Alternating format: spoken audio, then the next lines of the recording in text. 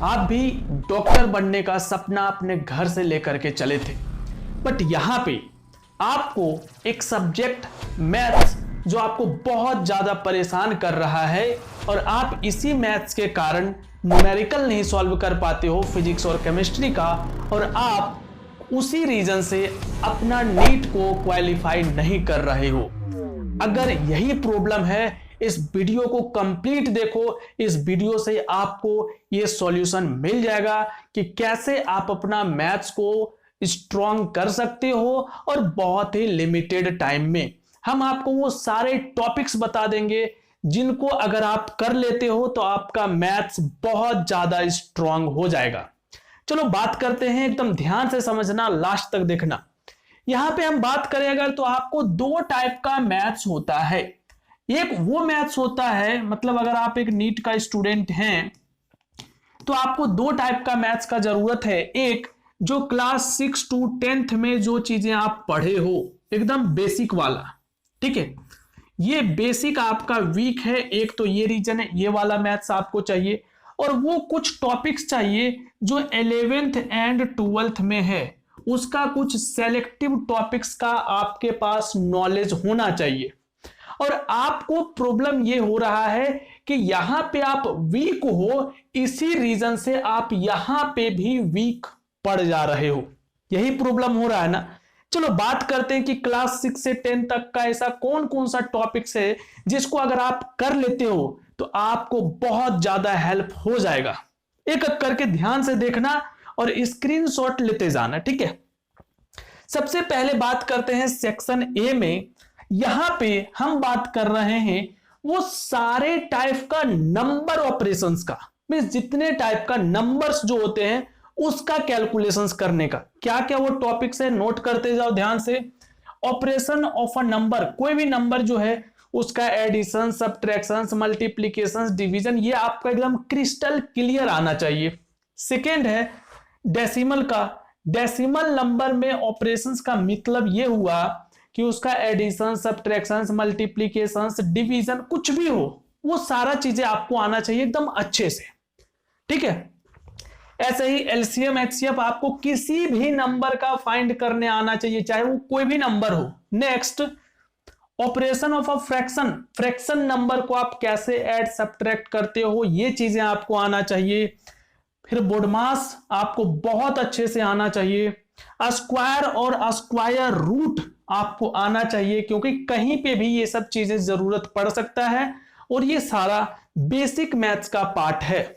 Next अगर हम लोग देखें तो find square root of all type of number, जितने भी टाइप का नंबर है, चाहे वो डेसिमल हो, चाहे वो फ्रैक्शन में हो, चाहे फिर वो किसी भी टाइप का नंबर हो, उसका आपको स्क्वायर रूट फाइंड करने आना चाहिए। नेक्स्ट अगर देखें तो operation of a square root, square root number को कैसे ऐड कर सकते हैं, सब्ट्रैक्ट कर सकते हैं, मल्टीप्लाई कर सकते हैं एंड डिवाइड कर सकते हैं, ये भी चीजें आपको आना चाहिए। और नेक्स्ट है क्यूब एंड क्यूब रूट भी आपको आना चाहिए। तो ये सारा चीजें नंबर ऑपरेशंस है, ठीक है। सेकेंड सेक्शन जो है ये है सारा आपका अलजेब्रिकल ऑपरेशंस, मींस वेरिएबल ऑपरेशंस आप एक तरीके से कह सकते हो। ये भी मोस्ट इंपॉर्टेंट पार्ट है। देखते जाओ एक एक करके। एक्सपोनेंट एंड पावर अप्रोक्स, इसमें 10 फॉर्मूला है, ये आपको आना चाहिए, 10 रूल है और ज्यादा कुछ नहीं है। Second operation of a variable, किसी भी वेरिएबल को कैसे ऐड कर सकते हैं, सब्ट्रैक्ट कर सकते हैं, मल्टीप्लाई कर सकते हैं और डिवाइड कर सकते हैं, मींस बेसिकली अलजेब्रिकल ऑपरेशन आपको आना चाहिए, ठीक है। नेक्स्ट अगर देखें हम लोग तो सिंप्लीफिकेशन आपको आना चाहिए, मींस सिंप्लीफिकेशन में अगर हम लोग अगेन बोले बोडमास तो आपको कोई दिक्कत नहीं होना चाहिए, ठीक है।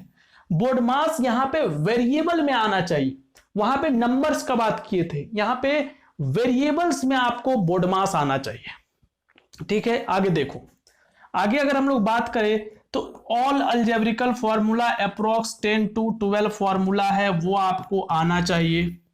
नेक्स्ट अगर हम लोग देखें तो डिवीजन ऑफ अ पॉलिनोमियल, ये आना चाहिए आपको। लीनियर इक्वेशन कैसे सॉल्व करते हैं इन वन वेरिएबल, ये मोस्ट इंपॉर्टेंट है।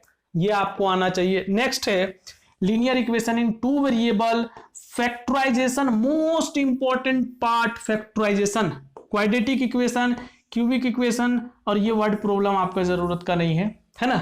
ये सारा टॉपिक्स आपको आना चाहिए, वर्ड प्रॉब्लम समझ में आना चाहिए कि 2 टाइम्स का मतलब क्या होता है, 3 टाइम्स का मतलब क्या होता है, ये सब छोटा छोटा चीज है। ठीक है, आगे देखो, ये अभी 6 to 10th वाला पार्ट चल रहा है ना। यहां पे कुछ और चीजें, परसेंटेज, आपको परसेंटेज आना चाहिए, बेसिक, बहुत हाई लेवल का नहीं, बेसिक परसेंटेज आपको आना चाहिए। सेक्शन डी में आपको लाइन्स एंड एंगल का रूल पता होना चाहिए, पैरेलल लाइन का रूल पता होना चाहिए, ट्रायंगल, क्वाड्रिलेटरल और सर्कल का जो उसका ज्योमेट्रिकल प्रॉपर्टी है वो प्रॉपर्टीज आपको याद होने चाहिए, और जो कुछ बेसिक्स रूल हैं वो आपको याद होना चाहिए। नेक्स्ट, यहां पे आपको सेक्शन ई में दिख जाएगा unit conversion. Unit conversion most important part है, मीटर को सेंटीमीटर में कन्वर्ट करना हो, या फिर आप लोग फिजिक्स का बहुत सारा यूनिट्स है उसको चेंज करना हो, वो सब चीजें आपको यहीं से सीखना पड़ेगा।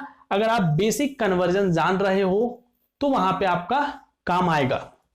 नेक्स्ट है पेरीमीटर और एरिया का फॉर्मूला, ये सब पता होना चाहिए, और सरफेस एरिया और वॉल्यूम भी आपको फॉर्मूला सारा पता होना चाहिए एटलीस्ट, क्योंकि वहां पे फॉर्मूला ही यूज होता है अगर किसी का यूज हो रहा है तो।